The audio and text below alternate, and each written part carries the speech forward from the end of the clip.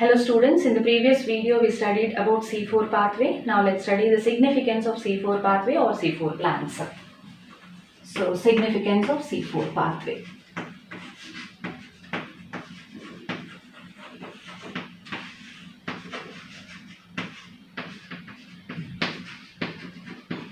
Pathway or C4 plants.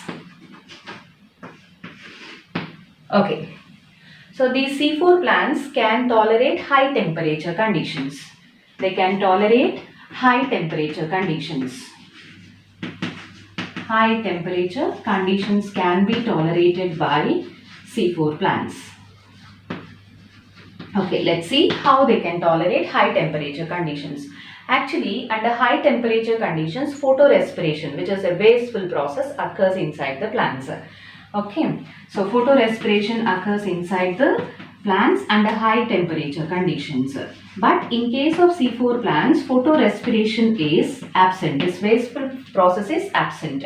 Let's see how. Okay, so actually, there is an enzyme called Rubisco. We know about this enzyme. This Rubisco shows more affinity towards oxygen than towards carbon dioxide under high temperature conditions. Under high temperature conditions, Rubisco shows more affinity towards oxygen than towards carbon dioxide, and hence it functions as oxygenase. Oxygenase, which leads to the process of which leads to the pathway called photorespiration, which is a wasteful process. But in case of these C4 plants, this photorespiration is absent. Why? Let's see why this photorespiration is absent in case of C4 plants. Actually, at the site of this enzyme Rubisco, in C4 plants, there is no oxygen, but there is higher concentration of carbon dioxide. Higher concentration of carbon dioxide is maintained inside the bundle sheath cell where this Rubisco enzyme is present. And one more reason is oxygen is absent. As the oxygen is absent, it functions as, Rubisco functions as carboxylase, which leads to the process of photosynthesis. So if it leads to the process of photosynthesis, what happens? Productivity is high. When there is no photorespiration, that means when there is no wasteful process, productivity is high due to the process of photosynthesis. When the productivity is high in case of C4 plants, what happens? They can tolerate even under high temperature conditions. Okay, now let's see why this oxygen is absent inside the bundle sheath cell and why this carbon dioxide concentration is maintained high inside the bundle sheath cell, that is at the site of this Rubisco enzyme. Right. So inside the bundle sheath cell, now let's study the maintenance of high levels of carbon dioxide concentration inside the bundle sheath cell. So inside the bundle sheath cell, malic acid. We studied in the pathway, in the previous video we studied about the C4 pathway in detail. So inside the bundle sheath cell, malic acid undergoes oxidative decarboxylation, due to which carbon dioxide is released continuously and hence carbon dioxide concentration is maintained high. This is one reason. This is the reason for the maintenance of higher concentration of carbon dioxide inside the bundle sheath cell where this enzyme called Rubisco is present. Okay, now let's study the reason for the absence of oxygen inside the bundle sheath cell where this Rubisco enzyme is present. Okay, oxygen is absent because bundle sheath cell. Inside the bundle sheath cell, what type of chloroplasts are present? Agranule chloroplasts are present. Agranule chloroplasts are present. Agranule chloroplast means here photosystem 2 is absent due to the absence of appressed regions. So as photosystem 2 is absent, there is no occurrence of non-cyclic ETS. So non-cyclic ETS does not occur inside the bundle sheath cell. As non-cyclic ETS does not occur, there is no requirement of external electron donor, that is H2O. So water is not required. So there is no splitting of water. When there is no splitting of water inside the bundle sheath cell, there is no release of oxygen and hence oxygen is absent inside the bundle sheath cell. And one more reason is these bundle sheath cells are thick walled.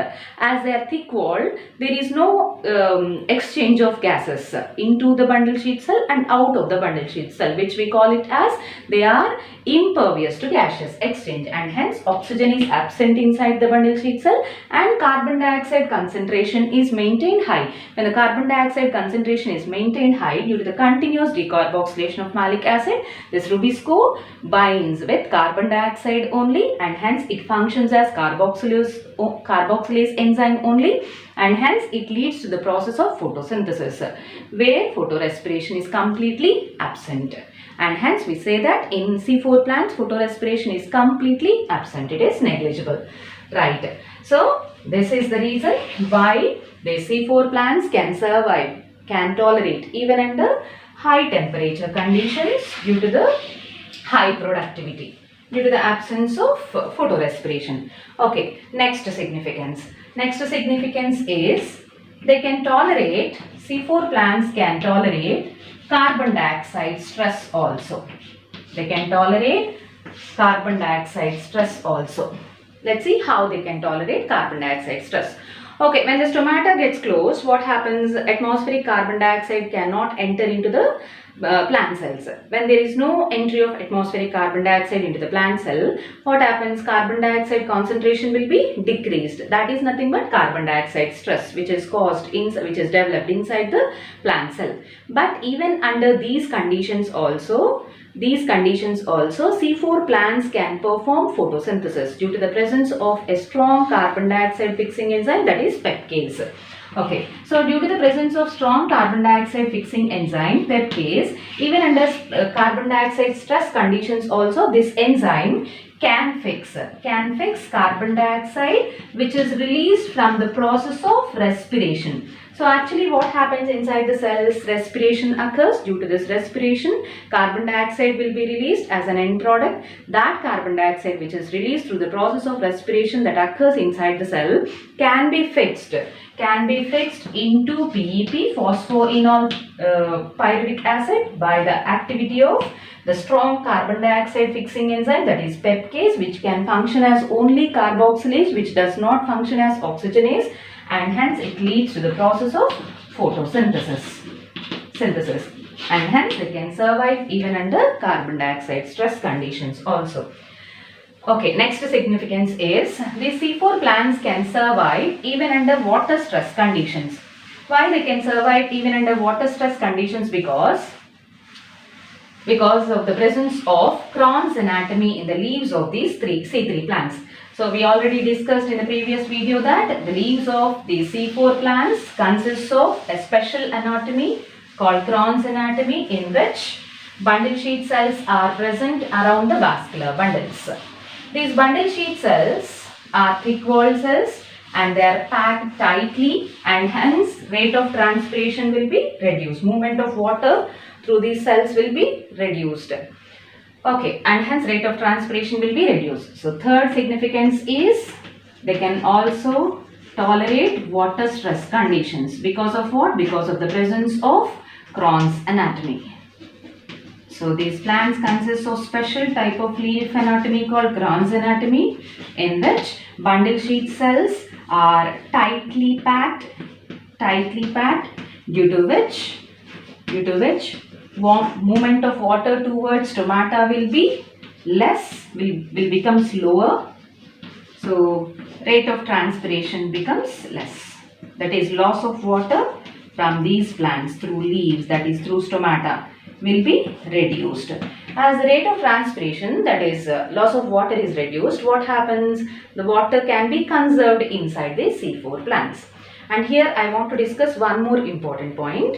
These C4 plants are more evolved than C3 plants with respect to carbon dioxide fixation and with respect to water conservation. So C4 plants are more evolved than C3 plants with respect to what? With respect to carbon dioxide fixation and even with respect to water conservation, conservation of water conservation. Let's see how they are more evolved than C3 plants. Okay, So in case of C3 plants, let's talk about C3 plants first. In case of C3 plants, for the fixation of one molecule, during the fixation of one molecule of carbon dioxide, they lose 600 molecules of water in case of C3 plants. But in case of C4 plants, for the fixation of one molecule of carbon dioxide, they lose 300 molecules of water. That means these C4 plants can fix double the amount of carbon dioxide for the same amount of water loss. So here, if C4 plants are going to lose 600 molecules of water, how many molecules of carbon dioxide they can fix? 2 molecules of carbon dioxide they can fix.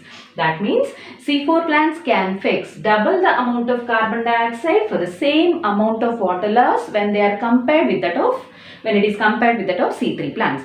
And hence what can we say? C4 plants are more evolved than C3 plants with respect to carbon dioxide fixation and even with respect to in terms of water conservation.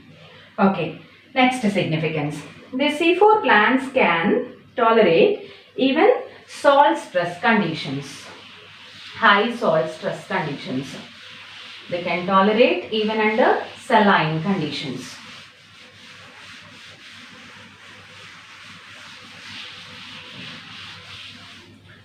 Okay, C4 plants can tolerate even salt stress. Let's see how they can tolerate even salt stress. Okay, let's say this is a C4 plant. Let's say the water potential of this C4 plant is -3. Water potential present inside the C4 plant is -3. Okay, so this is soil water, which is saline soil. That means saline water which is present inside the soil. Okay, so here saline soil means water potential will be lesser. Water potential is less means osmotic pressure will be high. Osmotic pressure, OP, is high. So let's say here the water potential is -2. Here the water potential is -3. That means here what is happening in case of C4 plants, the water potential is lesser than the water potential of saline soil, saline water, because of the formation of organic acids. During C4 pathway, different types of organic acids are produced. What are those organic acids? Oxaloacetic acid, malic acid, and after undergoing oxidative decarboxylation, it forms pyruvic acid. Like this, different types of organic acids are formed during the occurrence of C4 pathway inside the C4 plant, and due to which osmotic pressure inside these plants will be increased. That means water potential will be decreased. The water potential of these C4 plants is lesser than the water potential of the saline water, and hence easily water can be absorbed by the roots by the process of osmosis or by the process of simple diffusion from the region of higher water potential to the region of lower water potential, and hence they can also survive even under salt stress conditions. So this is all about the significance of C4 pathway or C4 plants.